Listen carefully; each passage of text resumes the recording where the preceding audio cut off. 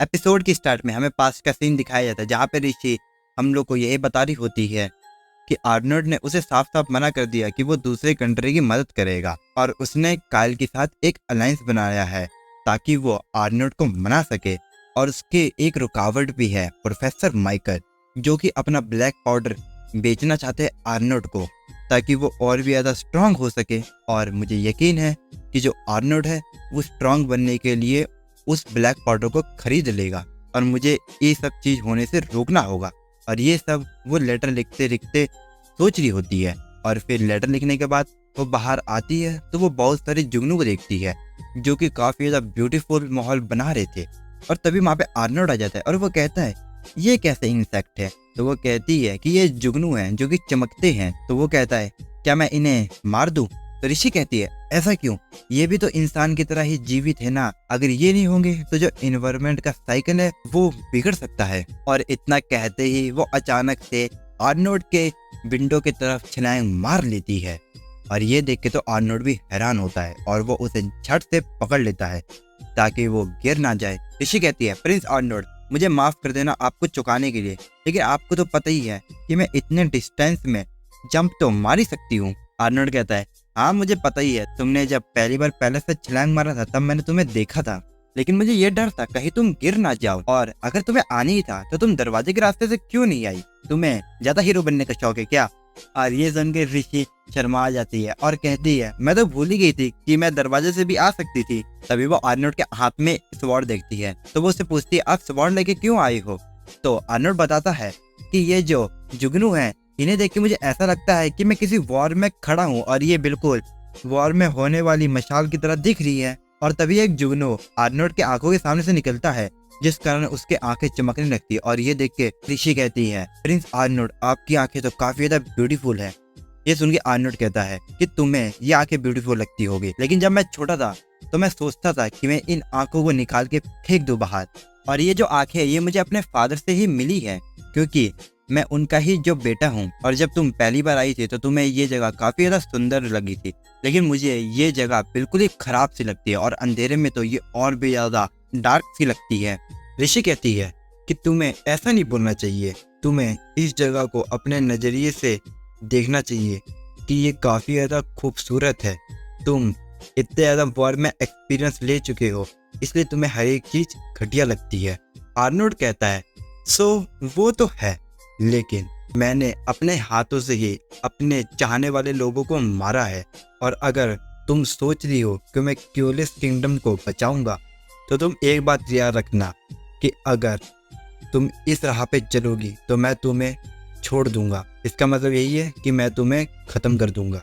ऋषि कहती है कि मैं तुमसे ये प्रॉमिस तो नहीं कर सकती क्योंकि मैं अपने एम को हासिल करने के लिए आगे बढ़ती रहूंगी और अगर आप अपनी एंगेजमेंट मुझसे तोड़ भी लेंगे तो मैं वापस कोई ना कोई रूप में जरूर आऊंगी। मैं नौकरानी भी बन के आ सकती हूँ, एक हर्कुलिस्ट भी, और एक लड़के के पोशाक में मैं एक नाइट बन के भी आ सकती हूँ।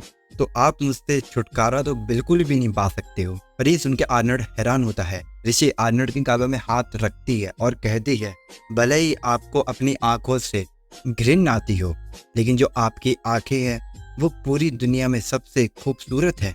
आर्नोल्ड कहता है ठीक है फिर मैं चलता हूँ और गुड नाइट कह के यहाँ से चले जाता है। अगली सुबह हम लोग माइकल को देखते हैं जो कि कहीं जा रहे होते हैं और उनका पीछा एक जासूस कर रहा होता है।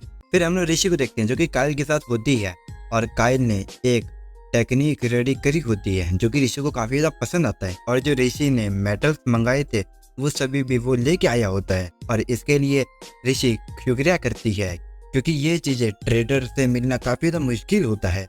काइल कहता है कि हम अलायंस बनाने वाले हैं तो इतना तो मुझे करना ही पड़ेगा।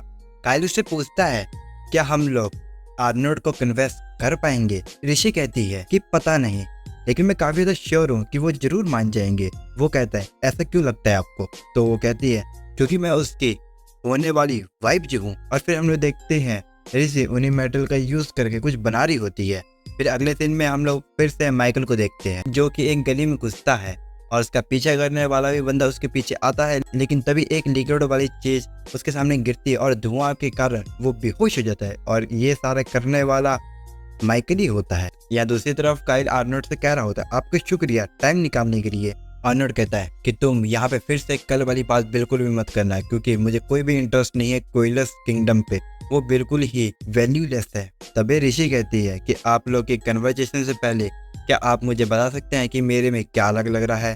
तो आर्नोल्ड कहता है, हाँ, जो तुमने आज पहना है वो पहले से काफी ज्यादा अलग है, ये तुम कभी भी नहीं पहनती हो।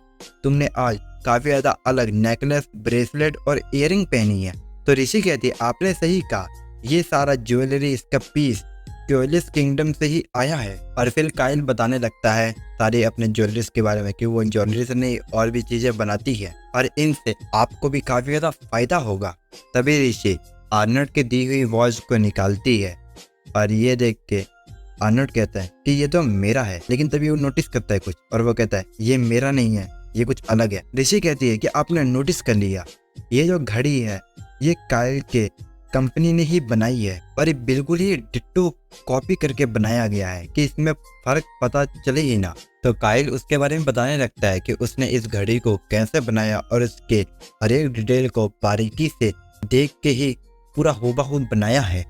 और ऋषि भी कहती है कि जो काइल की कंपनी है वो काफ़ी ज़्यादा आगे जा सकती है और वो काफ़ी ज़्यादा अमाउंट में अलग अलग चीज़ें भी बना सकती है और वो एक दिन इतनी ज़्यादा उनकी टेक्नोलॉजी बढ़ जाएगी कि वो एक ऐसी गाड़ी बनाएंगे जो कि बिना घोड़े के चलेगी और एक ऐसी शिप जो कि बिना हवा के चलेगी और भी बहुत कुछ वो बना सकती है।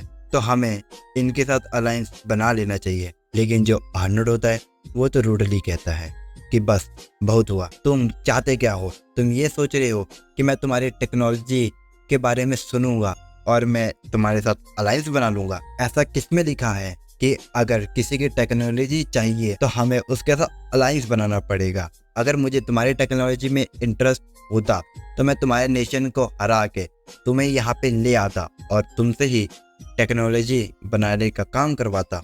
और ये सारा प्लान जरूर ऋषि ने ही बनाया होगा, है ना? काइल कहता है कि आपने सही कहा, ये सारा प्लान ऋषि का ही था, लेकिन आप नहीं चाहते कि गलकाहीन किंगडम काफ़ी ज़्यादा पावरफुल बने और एडवांस चले। और मैंने ये सोचा था कि आपके जो एनिमी हैं आप उन्हें भी मौका देते हैं। मैं पागल था कि आपसे मैं वॉर के लिए मदद मांगने के लिए आया था और हमारी कंट्री की रक्षा करवाने के लिए आया था, लेकिन मेरा डिसीजन तो ये है कि मैं आपके कंट्री के साथ अलायंस बनाना चाहता हूँ।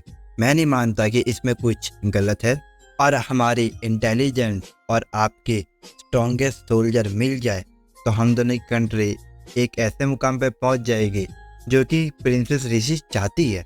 लेकिन तभी वहाँ पे थ्योडोर आ जाता है और वो ऋषि को इशारों में कह रहा होता है कि इमरजेंसी है। और ये देख के ऋषि भी वहाँ से जल्दी से निकल जाती है और थ्योडोर और ऋषि जा रहे होते हैं जहाँ पे थ्योडोर बता रहा होता है जो हमारे जासूस है उससे माइकल ने चकमा दे दिया है।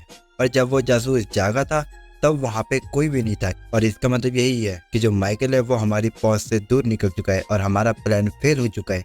या आर्नल्ड काइल से अपने छोटे भाई और ऋषि के रूडनेस के लिए माफी मांगता है और काइल आगे कंटिन्यू करने वाला होता है, लेकिन तभी आर्नल्ड ओलिवर को और बाकी सारे सोल्जर्स को बुला लेता है और ये देखे काइल भी काफी ज्यादा घबरा जाता है और जो आर्नल्ड होता है वो तो काफी गुस्से में दिख रहा होता है। दूसरी तरफ थ्योडोर कह रहा होता है कि जैसा कि आपने कहा था कि उस बंदे के पास एक बहुत बड़ा बैग था और आप चिंता मत कीजिए, मैंने सारे स्लम एरिया वाले को ये कह दिया है कि जहाँ भी वो मिले उसे पकड़ लो और उसके बैग को चेक करो कि उसमें है क्या। और वो ये भी बताता है कि जब वो मीटिंग के अंदर घुसा तब जो आर्नल्ड था वो बिल्कुल भी सरप्राइज नहीं था, वो बिल्कुल ही शांत था। ये काफी ज्यादा हैरान की बात है। और जब वो लोग सीढ़ियों से नीचे आते हैं तो एक बंदा थ्योडोर को आके कहता है कि वो कहाँ पर है। तो थ्योडोर कहता है हमें वो बंदा मिल चुका है। और फिर हम लोग देखते हैं कि ऋषि भागते हुए आती है माइकल के पास और कहती है प्रोफेसर। और जो माइकल था वो तो कैसल के अंदर ही था। और इसी के साथ हो जाता है ये वाला एपिसोड खत्म। अगर आपको ये वीडियो पसंद आई हो तो लाइक सब्सक्राइब जरूर कर देना। तो बनते किसी और वीडियो में, तब तक वैसे वो नारा और बाय।